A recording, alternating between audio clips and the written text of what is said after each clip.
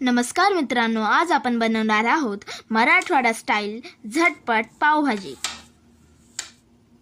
हे आपण आपले साहित्य तयार करून घेतलेले आहेत। आता आपण टाकणार आहोत शिमला मिर्च, कॅरट, बटाटे, मटाराचे दाणे, फ्लावर, बारीक कापलेलं फ्लावर। याला नीटपणे धुवून घ्यावे।